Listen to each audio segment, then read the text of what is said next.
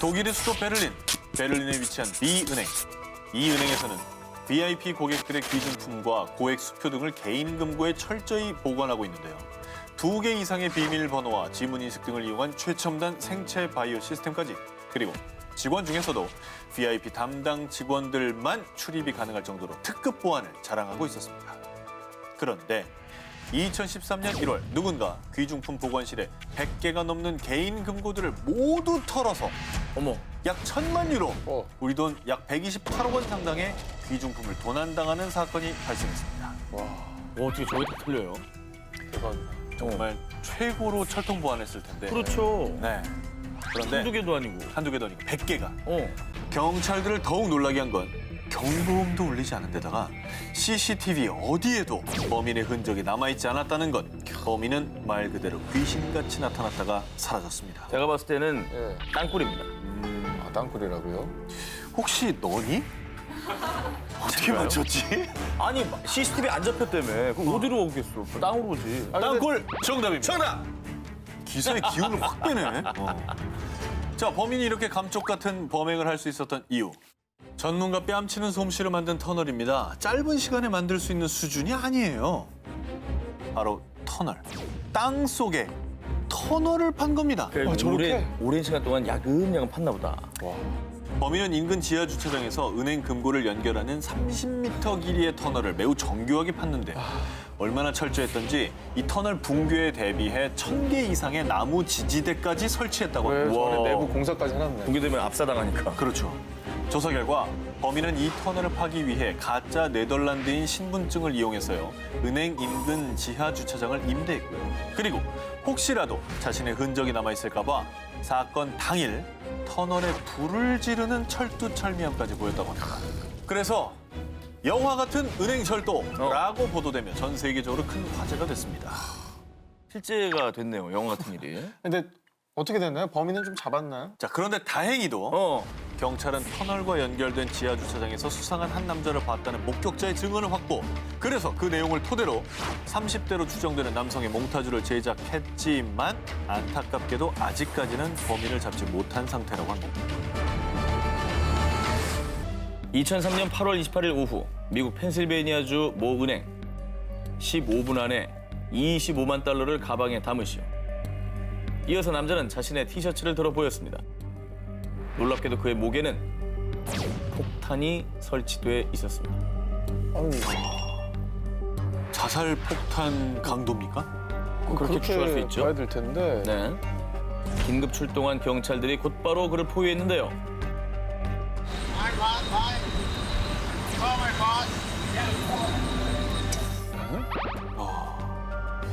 이후에 경찰은 폭발물 처리반을 불렀지만요.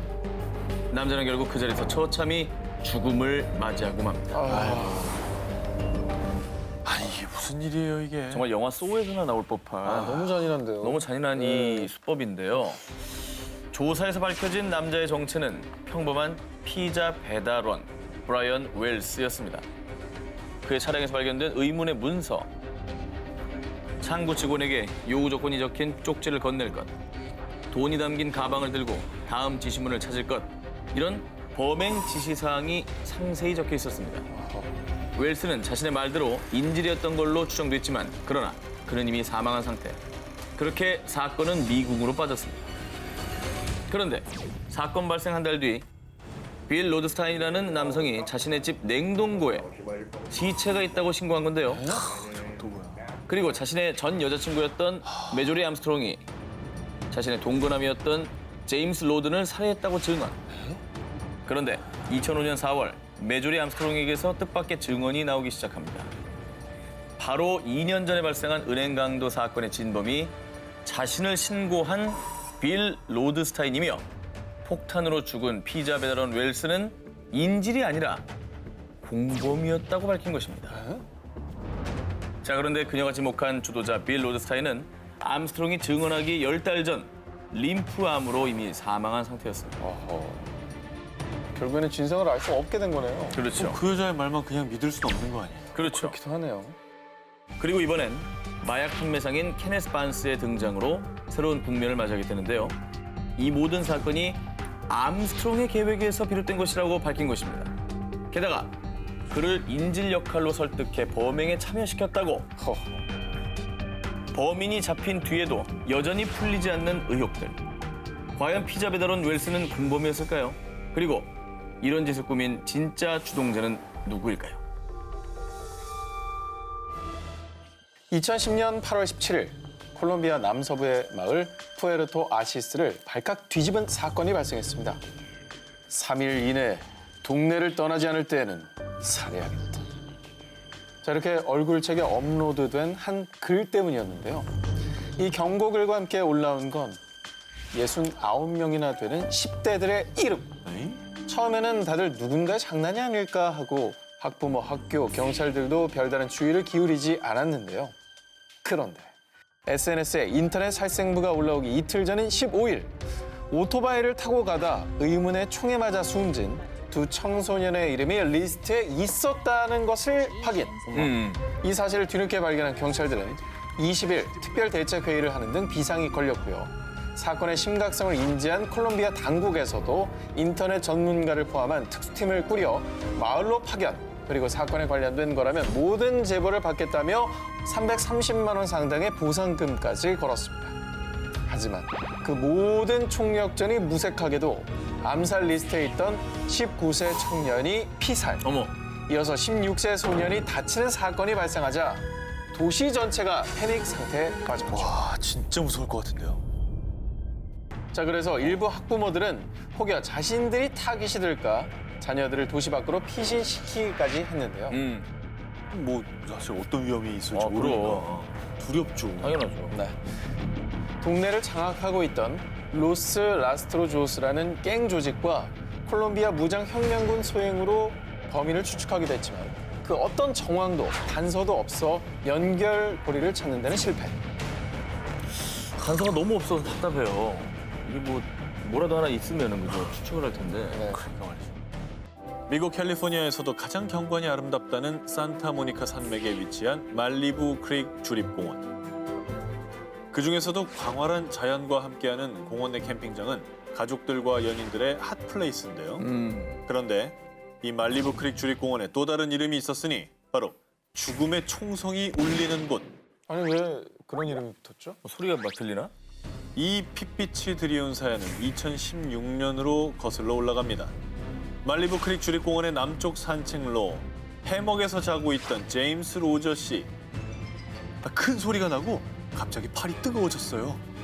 샷건에서 발사된 산탄에 팔을 맞는 사건이 발생. 아이고. 곧바로 주위를 둘러봤지만 아무도 발견할 수 없었다는데요. 그리고 2017년 1월에는 공원 내 캠핑카 안에서 잠을 자던 멜리스 씨는 오전 5시쯤 총성을 들었는데 그의 캠핑카에 선명한 총탄 자국이 발견. 누가 숨어서 자꾸 난사하고 있네 보니까. 그런데 결국 2018년 6월 22일에는 사망 사건까지 발생했는데 어바인에 거주하는 35살 트리스탄 뷰데 씨는요. 2살, 4살짜리 두 딸과 함께 공원 내 칼라바사스 캠핑장에 머물렀는데 두 딸은 무사했지만 아빠 트리스탄은 싸늘한 시체로 발견. 아유 웬일이야. 경찰 조사 결과 밤사이 누군가 텐트 안에 들어가서 총을 쏜 뒤 달아난 것으로 추정했는데요. 아니 너무 잔인한데 이게 어떻게 보면 누군가 노리고 지금 죽인 거잖아요. 텐트 안에 들어가서 샀대잖아요. 뭔 일이래? 당시 불과 50m쯤 떨어진 곳에서 새벽 4시쯤 4발의 총성을 들으니만 있을 뿐 결국 이 살인사건은 이후 캠핑장에 올린 총성이라는 기사를 통해 미 전역에 공포심이 번졌고요. 이 사건 직후 주립공원 측은 캠핑장을 당분간 폐쇄한다고 발표. 이후 범인을 잡기 위해서요. 미국에서도 큰 경찰 조직인 LA 카운티 셰리프국에서 증거를 샅샅이 수색했으나 안타깝게도 뚜렷한 단서는 찾지 못했다고 합니다. 2016년부터 2018년까지 제가 지금 3건만 얘기했는데 사실 3년간 접수된 총격 신고만 모두 10건이 넘는다고 합니다. 아휴, 참.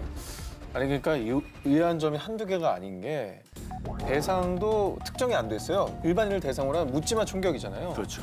그리고 공원 캠핑장에 대체 어디서 총성 계속 들리는데 총을 쏜 거는 본 사람이 아무도 없고 이게 지금 너무 의문점이 생기는 거죠. 그러니까 저 캠핑족들이 어디 좀 없는지 모든 게 빠삭한 그런 사람이겠죠. 대체 범인은 왜 무고한 사람들을 위협하고 살인까지 저지르는 걸까요? 대체 그는 어디에서 사람들을 겨냥하고 있는 걸까요? 미국의 소설가 토마스 해리스의 범죄 스릴러 한니발 시리즈 다들 잘 아시죠? 그런데 이 소설 속 사이코 의사 한니발 렉터의 모델이 되었다고 알려지며 세간의 이목이 집중된 장기 미제 사건이 있습니다. 자, 1968년부터 1985년까지 무려 17년 동안 이탈리아 전역을 공포에 떨게 한 사건이 있습니다. 일명 피렌체 괴물 사건인데요. 이 사건은 1968년 8월 21일 늦은 밤 자동차 안에서 불륜을 저지르던 한 커플. 그런데 갑자기 탕 소리와 함께 남자와 여자는 22구경 베레땡 권총에 맞아 살해되고 맙니다. 자, 그런데 이 끔찍한 살인 사건에는 생존자가 한 명 있었습니다. 바로 자동차 뒷좌석에 잠들어 있던 죽은 여자의 아들이었습니다. 아이만 살아남자 경찰은 곧바로 죽은 여자의 남편인 스테파노 멜을 체포를 합니다. 그 이유는 아내의 불륜을 알게 된 남편이 불륜 상대 남과 부인을 잔인하게 죽였다고 판단했기 때문이죠. 결국 스테파노 멜은 교도소에 가게 됩니다. 참고로 당시 증거가 불충분했지만 심증만으로 교도소에 간 케이스라고 말이 또 많았다고 합니다. 그러네요. 과학수사가 아니네요. 네. 그런데 그렇게 1차 사건의 용의자인 남편이 교도소에 갇힌 지 6년 뒤에 1974년 9월 14일 피렌체 근교에서 이번엔 10대 연인 한 쌍이 자동차 안에서 죽은 채로 발견되는데요. 이 사건 또한 1968년에 일어났던 사건과 마찬가지로 둘 다 22구경 베레땡 권총에 맞았고요. 자, 이렇게 어린 연인의 잔혹한 죽음이 있은 뒤에도 1981년에 2건, 1982년, 83년, 84년에 각각 한 건씩 85년 9월 프랑스인 부부가 살해당하는 마지막 사건이 발생했을 때까지 범인을 잡지 못하고 맙니다. 결국 17년간 총 8건의 살인 사건으로 무려 16명이 살해당한 이 사건이 미제로 남자 이탈리아 사람들은 익명의 범인을 피렌체 괴물이라 부르며 공포에 떨었는데요. 자, 그런데 첫 사건이 발생한 지 약 24년 뒤인 1992년 경찰 앞으로 익명의 편지가 하나 도착합니다. 바로 70세의 피에트로 파치아니라는 남자가 피렌체 괴물이라는 내용의 편지였는데요. 앞서 소개했던 살인 사건과 유사한 사건을 저지른 적이 있었던 사람이었던 겁니다. 자, 그래서 이를 이유로 경찰은 1993년 1월 피에트로 파치아니를 유력한 용의자로 체포를 했고요. 결국 교도소에 또 수감이 됩니다. 자, 그런데 증거 불충분으로 2년 뒤 열린 2심에서 다시 이 사람이 무죄를 선고받게 되는데요. 자, 경찰은 무죄를 받아들이지 못하고 다시 항소를 했지만 이 항소 재판을 기다리던 노인이 1998년도에 그만 심장마비로 사망을 하게 되면서 결국 피렌체 괴물 사건은 뚜렷한 범인이 밝혀지지 못한 채 2017년 현재까지 미궁에 빠져서 장기 미제 사건으로 남아있다고 합니다. 아직 확실한 범인을 못 잡은 거예요. 그렇죠. Has anybody seen a little boy with short curly hair? 아동이 실종되면 라디오나 TV, 교통안내 전광판, SMS 문자 메시지 등 다양한 매체를 통해 실시간으로 실종 상황을 경고해주는 시스템을 엠버 경고라고 합니다. 제가 오늘 준비한 이 안타까운 사건으로 인해 엠버 경고가 만들어졌다고 보시면 되겠습니다. 1996년 1월 13일 오후 미국 텍사스주 북부에 있는 알링턴에 사는 9살 소녀 엠버 해그만, 5살 남동생 리키 해그만. 이 꼬마 남매는 집 근처에서 자전거를 타며 놀고 있었습니다. 몇 분 뒤 남동생 리키는 누나와 다른 방향으로 자전거를 몰기 시작했고 이렇게 남동생과 떨어진 이 누나에게 엄청난 비극이 닥치고 맙니다. 갑자기 한 트럭이 나타나 누나 엠버를 강제로 납치해 사라져버린 거죠. 그 사이에요. 그런데 불행 중 다행히도 엠버가 납치되는 상황을 목격한 사람이 있었습니다. 78세 한 주민은 납치당하는 엠버의 비명 소리를 듣게 됐고요. 곧바로 경찰에 신고를 했습니다. 첫 번째 목격자가 본 범인의 차량과 비슷한 트럭을 현지 경찰과 FBI까지 참여한 수사에도 불구하고 결국 범인의 차량을 찾는 데는 실패하고 맙니다. 이후 이 엠버의 유괴 사건 소식을 들은 사람들은 유괴된 엠버를 찾는 데 갖은 노력을 다했지만요. 결국 사건 발생 4일 뒤 개를 산책시키던 한 주민에 의해 9살 소녀 엠버의 시신이 알링턴의 한 배수로에서 발견되고 맙니다. 이후 알링턴 경찰과 FBI는 범인을 찾기 위해 특별 조사단을 구성했어요. 수많은 단서를 추적했지만 결국 엠버를 죽인 살인자는 찾을 수 없었습니다. 비록 수사는 더 이어지지 못했지만 소녀 엠버의 안타까운 죽음은 미국의 사회 시스템에 큰 변화를 줬습니다. 엠버의 부모는 연방의회의 증인으로 출석해 전국의 성범죄자 등록법 제정을 촉구하면서요. 결국 1996년 10월 엠버 해거먼 아동보호법이 제정됩니다. 이후 약 2달 뒤부터 텍사스주의 라디오 방송국과 공무원들은 이 엠버 경고를 시작했고요. 엠버 경고가 생긴 이래 2015년까지 약 790명 이상의 실종 및 납치 아동들이 무사히 부모의 품으로 돌아갈 수 있었다고 합니다. 자, 제가 먼저 준비한 국내 사건 기사는요. 사건 발생 이후 무려 16년 만에 올해 1월 11일 피고인에게 무기징역이 선고되었습니다. 자, 먼저 사건은 2001년 2월 4일로 거슬러 올라갑니다. 이날 전남 나주시 드들강변에서 17살 고등학생 A양이 나신 상태로 숨진 채 발견이 됐고요. 당시 그녀의 상태로 보아 성폭행을 당한 뒤 목이 졸려 살해된 것으로 추측이 되었습니다. 현장을 용의주도하게 정리한 범인 때문에 이 사건을 해결한 단서는 오직 단 하나, 피해자 몸속에 있는 범인의 DNA뿐이었는데요. 사건 발생 후 이 단서를 바탕으로 용의자를 찾아 나섰지만 쉽사리 용의자는 잡히지 않은 채 속절없이 시간이 흘러갔습니다. 자, 그러다 2010년 용의자의 DNA를 동의 없이 채취할 수 있도록 법이 바뀌면서 드디어 2012년도에 용의자의 DNA와 일치되는 사람이 나타나게 된 겁니다. 하지만 B 씨는 합의로 성관계를 했을 뿐 나는 살인을 하지 않았다 이렇게 주장을 했고요. 결국 증거 불충분으로 무혐의 처분을 받게 됩니다. 하마터면 영구 미해결 사건으로 남을 뻔했었는데요. 다행히도 2015년 태완이법이 시행되면서 살인사건의 공소시효가 폐지됐고요. 자, 무엇보다 B 씨에게 법원이 유죄를 선고하게 된 결정적인 이유는요. 한 법의학자가 핵심적인 과학적 근거를 제시했기 때문인데요. 제가 중요한 기여를 한 법의학자 교수님을 직접 만나보겠습니다. 드들강 이 사건은 어떻게 해서 이제 함께 하게 되신 건가요? 일단 서류를 보자. 그래갖고 이제 서류를 다 받았어요. 그런데 뭐라고 써 있느냐면 질 깊은 데서 나온 건 정액 플러스 혈액이 나오는데 듬성 이렇게 혈액이 묻어 있다. 사람이 움직이면 그게 당연히 그러니까 이제 섞인다고 생각하는데 예. 이게 진짜 섞이느냐 이거지. 예. 그래서 실험을 해보기로 했어요. 부엌에 가면 예. 그 위생팩 이 정도 되는 거예요. 먼저 안쪽에다가 쫙 정액을 이렇게 넣어놨어요. 예. 그렇게 하고 혈액을 붙여놨어요. 근데 그거는 어떻게 채취를 하셨나요? 혈액은 내 거고 예. 우리 아들 거 정액 받고 30분 후에 보니까 안 섞여. 야 이거 안 물론 섞이네. 동의하에 사진 찍어야 정액을 돼. 받아줬다고 합니다. 여기서 저 사진 때 저게 지금 위에 카메라 놓고 사진 찍을 게 될 수 있는 거거든. 예. 이걸 가고 저쪽으로 딱 봤더니 그 움직임 벌써 이만큼 섞여요. 아, 퍼져 나갔네요, 저. 예. 그래서 저기서 이대로 놓고 6시간 반을 놔뒀어요. 그랬더니 요 정도밖에 안 섞여요. 아. 그 경계부에서만 약간 섞이더라고. 이미 물에 들어왔을 땐 반항을 할 수 없는 상태로 돼 있는 그런 상황. 법원에서 결과가 지금 현재 이제 어떻게 난 상태인가요? 무기징역 나왔죠. 그 판결문 읽어보면 자기는 안 죽였다 그랬지만 성교우 샤로 죽였다면은 누가 죽였겠나?